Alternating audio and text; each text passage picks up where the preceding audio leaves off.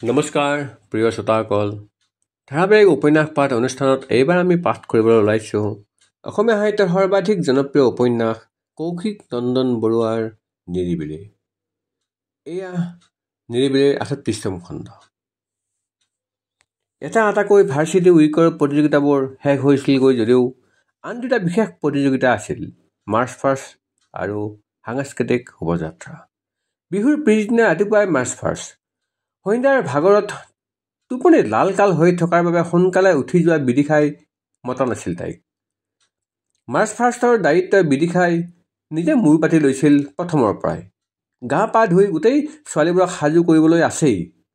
সিদিনা নাটকত ছেকেণ্ড, কালি বিহুত ফাৰ্ষ্ট, আজিও যদি কিবা এটা পায় কি লাগে আৰু। বিদিশাই ভাবিছিল সন্ধ্যা নাযাবই।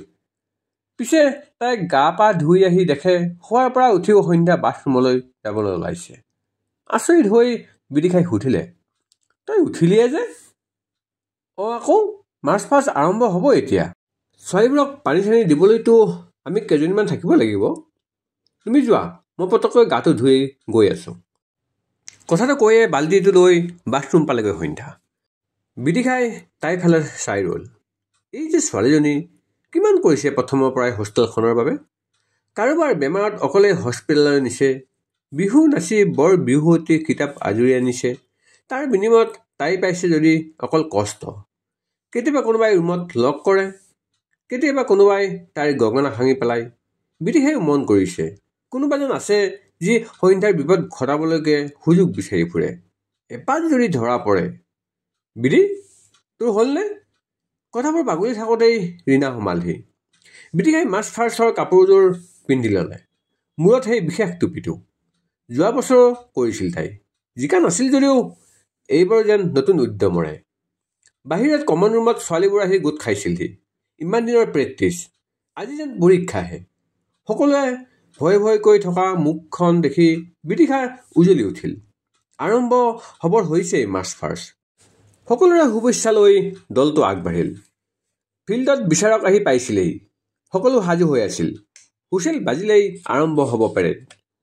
সন্ধ্যাই ৰীণাৰ লগ হৈ ছোৱালীবোৰৰ বাবে পানীৰ বটল আৰু সৰু ফ্ৰুটিৰ পেকেট লৈ গৈছে। ফিল্ডখনত নামি কেইখোজমান যাওঁতেই হঠাৎ সন্ধ্যাৰ মোনাৰ পৰা ফ্ৰুটিৰ পেকেট এটা থপিয়াই নিলে কোনোবাই। তাই ততেই ধৰিব নোৱাৰিলে। ঘূৰি চাওঁতেহে দেখে যে পেকেটটো এটা আঙুলিৰে বিশেষ কাইদাত ঘূৰাই ঘূৰাই ৰৈ আছে অভিমন্যু। ঐ অভদ্ৰ, দে পেকেটটো। এয়া আমাৰ সোৱণশিৰিৰ ছোৱালীৰ বাবে। সন্ধ্যাই চকু খোপা কৰি ক'লে, নাপাওঁ, এইটো মোৰ। সি পেকেটটোত পাইপডাল লগাই খালেই। কেনেকুৱা ডকাইত এই চব, ফাল্টু মানে। কেলেই? আমাৰ পাটকাইৰ আগৰ পৰা যে নেমু চুৰ কৰ কেতিয়াবা, তেতিয়া। সন্ধ্যাৰ কাষলৈ আহি চুলিখিনি টানি অভিমন্যুৱে ক'লে, আঁতৰ হ এইডাল। চবতে খালী পেংলাই, ফোন কৰিলে ধৰিবলৈ সময় নাই হ'লে। সন্ধ্যাই পৰোক্ষভাৱে আগদিনাৰ কথাটো ইংগিত দিলে। অভিমন্যুৱে লগে লগে চিৰিয়াছ হৈ গ'ল। পাইছোঁ ৰে তোৰ ফোন, কিন্তু ৰিজাল্ট দিয়াৰ পাছত ৰুমত আহিহে এই কাৰোবাক ধুতি পিন্ধোৱা, হলত গৈ ল'ৰাবোৰৰ নাম দিয়া, এই চবত লাগোতেই মোবাইল ক'ত পেলালোঁ গমেই নাপালোঁ। অনুৰণে ক'লে তোৰ কথা। কোনোবা বৰ ফটুৱা এজনী আছে বুজিছ তোৰ হোষ্টেলত, তাইয়ে কৰি থাকে এই চব। অলপ ভালকৈ থাকিবি তই। মই বিদিশাৰ লগতো কথা পাতিম। হ'ব, মই ভয় নকৰোঁ কাৰোলৈকে। এনেও কোনোবাই মোক কৈছিল লোকৰ কান্ধত উঠি অকল মৰাশহে যায়। সন্ধ্যাই হাঁহি এটা মাৰি ক'লে। অভিমন্যুৰ মনত পৰিল কৌশিকৰ ঘটনাটোত তাইক বুজাওঁতে সিয়েই কৈছিল সেইটো কথা। সন্ধ্যাৰ কাষলৈ আহি ক'লেহি, খুব মনত ৰাখিছচোন, ভাল শিষ্য তুমি। আপোনাৰে কৃপা গুৰুজী। সন্ধ্যাই হাঁহি হাঁহি মূৰ দোৱালে। সেই সুযোগতে তাইৰ বেগটোৰ পৰা আৰু এটা ফ্ৰুটিৰ পেকেট লৈ দৌৰ দিলে অভিমন্যুৱে। যাওঁতে চিঞৰি থৈ কৈ গ'ল, এইটো গুৰু দক্ষিণা।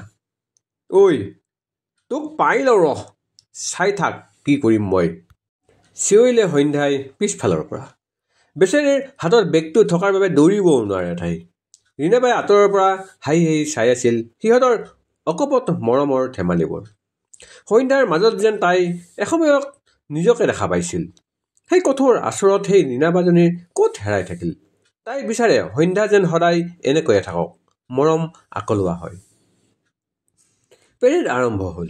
গোটেই ফিল্ডখন যেন পেৰেডৰ পোচাকবোৰেৰে ৰঙীন হৈ পৰিছে। কাৰোবাৰ সেউজীয়া, কাৰোবাৰ নীলা আদি। ধম ধম শব্দটোত এনে লাগিছিল যেন আগতীয়াকৈ অনুষ্ঠিত হৈছে স্বাধীনতা দিৱস। গোটেই হোষ্টেলবোৰ প্ৰতিনিধিত্ব কৰি থিয় হৈ আছিল কেডেটবোৰ।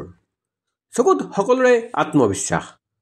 শাৰীটোৰ আগৰ ফ্লেগ বিয়াৰাৰজনে হোষ্টেলখনৰ নিচান ধৰি লৈ যায়। লগতে কামাণ্ডাৰজনে চিঞৰি যায়। সোৱণশিৰিৰ কামাণ্ডাৰ বিদিশাইও চিঞৰিছিল, সোৱণশিৰি তেজ চল। দৰ্শক হৈ চাই থকা বাকী আৱাসিকসকলে যেন আৱেগিক হৈ উঠি মুকলি ফিল্ডৰ মাজত উৰি থকা নিজৰ হোষ্টেলখনৰ নিচান দেখি। সেই দৃশ্যটো চাবলৈকে বহুতে টোপনিৰ পৰা উঠি চকু মোহাৰি মোহাৰি হ'লেও ফিল্ড পায়হি। নীলাচলৰ মাৰ্চ ফাৰ্ষ্টৰ কামাণ্ডাৰ সন্ধ্যাহাতৰে ক্লাছৰে আৰিফহঁতে বহু ভাল কৰিছে। শাৰীত থিয় হৈ থকা সোৱণশিৰিৰ ছোৱালীখিনিৰ পৰা অলপ আঁতৰতে থিয় হৈ আছে ৰীণা আৰু সন্ধ্যা। এনেতে কোনোবা এজনীয়ে অলপ যেন অস্বাভাৱিকভাৱে লৰচৰ কৰিছিল। সন্ধ্যাই ক'লে ৰীণাক, বা মৃগাক্ষীৰ কি হৈছে চোৱাচোন। ৰীণাই সন্দেহ কৰিছিলেই, সেইবাবে আগুৱাই গৈছিল তাই। মূৰ ঘূৰাই পৰি যাবলৈ ধৰা মৃগাক্ষীক থাপ মাৰি ধৰিলেগৈ ৰীণাই। তাৰ পৰা সন্ধ্যাই লগ হৈ লৈ আনিলে তাইক হোষ্টেললৈ। সন্ধ্যাৰ বেয়া লাগিল। ওপৰত ৰ'দ লৈ মূৰত টুপিৰ পৰা ভৰিলৈকে জোতালৈকে পিন্ধি পেৰেড কৰাটো কি সহজ কথা নে? বেচেৰী মৃগাক্ষীয়ে নোৱাৰিলেগৈ। পেৰেডৰ ৰিজাল্ট ওলাল। সোৱণশিৰিয়ে নাপালে। দুয়োজনীয়ে মৃগাক্ষীক লৈ কিবা কিবি কৈছিল যদিও দীপাবাই ধমকি দিয়াত মনে মনে থাকিল। সন্ধ্যাই বুজি পায়, দলীয়ভাৱে কিবা এটাত বিফল হ'লে বেছি দুখ লাগে। বিদিশাবাই থকা থুকি মাতেৰে, এইবাৰ নোৱাৰিলো বুলি কওঁতে সন্ধ্যাৰো মনটোত দুখ লাগিছিল। কিন্তু সেই বুলি দলৰে এগৰাকীক দুখ দিয়া উচিত জানো? চেষ্টাটো সকলোৱে সমানে কৰে, কিন্তু সকলো জিকাটো জানো সম্ভৱ? ল'ৰাৰ মাৰ্চ ফাৰ্ষ্টত নীলাচলৰ প্ৰথম আৰু আৰিফ ৱেষ্ট কমাণ্ডাৰ। তাৰ বাবে ভাল লাগিছিল সন্ধ্যাৰ। তাই জানে, আৰিফে প্ৰথমৰ পৰাই নীলাচলৰ বিভিন্ন কাম জড়িত হৈ আহিছে। নীলাচলৰ গোটেই ল'ৰাখিনিয়েও কষ্ট কৰিছে যথেষ্ট। এনেও গোটেই ইউনিভাৰ্চিটিৰ ভিতৰত নীলাচলৰ ল'ৰাবোৰৰ একতা সকলোতকৈ বেছি। যিকোনো প্ৰতিযোগিতাত সিহঁতৰ চিঞৰবোৰেই তাৰ প্ৰমাণ। ল'ৰাৰ ছেকেণ্ড হৈছিল চৰাইদেউ। চৰাইদেউ আৰু নীলাচলক ককায়েক ভায়েক বুলি ক'লেও ভুল নহ'ব চাগে। দুয়োখন হোষ্টেলৰ ল'ৰাই একেলগে ফূৰ্তি কৰি চিঞৰি আছিল ফিল্ডত। আজি পাটকাইও উকা। সকলোৰে মনবোৰ অলপ মৰা, উপায় নাই। সকলো সফলতা একেলগে পাই জানো? ৰাতিলৈকে সাংস্কৃতিক সন্ধিয়া। নাই, আজিয়ে জুবিন গাৰ্গ নাহে। আজিৰ অনুষ্ঠানটোত ইউনিভাৰ্চিটিৰ ল'ৰা ছোৱালীবোৰেই প্ৰগ্ৰাম কৰিব। জুবিন কাইলৈহে আহিব। দীপাবাই এবাৰ সন্ধ্যাক ৰাতিলৈ গান নহ'লে বিহু গাবলৈ কৈছিল। পিছে নাই, তাই নানাছিলে। এইকেইদিন ভাগৰত এনেই অৱস্থা নাই। সদায় সেই ৰাতিও মায়াখানা হৈ উঠিল কমিউনিটি হল। চাৰিওফালে চিঞৰ উকি, প্ৰাঞ্জলদাহঁতৰ হিয়া দিয়া নিয়া, কৃষ্ণমণিদাৰ বাঁহীৰ লহৰ আৰু বহুত নাচ। অভিমন্যুৱে নিজক নচাৰ লগতে সন্ধ্যাকো টানি আজুৰি নচুৱাইছে। কিন্তু এসময়ত তাইৰ অশান্তি লাগিল। কালিৰে পৰা এই হুলস্থুল, নাচ গান। ৰাতিও টোপনি নাই বেছি। ৰাতিপুৱা আকৌ দৌৰাদৌৰি। তাতে কাইলৈ আকৌ শোভাযাত্ৰা আছেই। সিহঁতবোৰক তাতে এৰি তাই হোষ্টেললৈ যাওঁ বুলি ওলাই আহিল। নোৱাৰি আৰু এই চিঞৰৰ মাজত। ফিল্ডৰ পৰা আহি বইজ হোষ্টেলৰ আগৰ ৰাস্তাটোত উঠিল সন্ধ্যা। তাৰ পৰাই খোজ ল'লে সোৱণশিৰি। এনেতে ৰৈ গ'ল তাইৰ প্ৰিয় ঠাই, সেই কাঞ্চনজংঘাৰ পুলটো। সেই ঠাইখিনি যেন এক বেলেগ মোহ আছে, এটি বেলেগ নিচা আছে। বহিল তাতেই। কমিউনিটি হলৰ পৰা ভাহি আহিছে চিঞৰবোৰ। আকাশখনে তৰাৰ ফুল বচা চোলাটো পিন্ধিছে। সুৰসুৰীয়া ফাগুনৰ বতাহজাকত সৰি পৰে নাহৰৰ শুকান পাতবোৰ। এইদৰে সৰাপাত হৈ সৰি পৰাটো চাগে এক মাদকতা আছে নহয়? নিজেও সৰে, হেঁপাহৰ গছজোপাক নতুন পাতেৰে সজীৱ হৈ উঠাটো দেখাৰ মাদকতা। বতাহত মেলা চুলিখিনি চকুত পৰি মাজে মাজে আমনি কৰিছে সন্ধ্যাই আঁতৰাই দিয়া নাই। থাককচোন, ফাগুনে চুই যাওক তাইক। কি হ'লে ছোৱালী, ফাংচন এৰি আহি ইয়াত বহি আছে যে? পিছফালৰ চিনাকি মাতটো। হয়, অনুৰণ। সিও অহা নাছিল প্ৰগ্ৰাম চাবলৈ, এনেই ঘূৰি আছে চাইকেলত। তাক জোকাবলৈ মন গ'ল সন্ধ্যাৰ, সেইবাবেই ক'লে, তোমালোকে ৰৈ আছিলো ল'ৰা? কিয় বা? চাইকেলখনত ভেজা দি সুধিলে সি। আমাৰ বিহু গ্ৰুপৰ ছোৱালী এজনীয়ে তোমাক ভাল পায়, প্ৰপ'জ কৰিব বোলে। ৰ'বা, মাতো তাইক। তাই মোবাইলটো উলিওৱাৰ দৰে কৰিলে। কি ফাল্টু, যাওঁ মই, থাকা তুমি।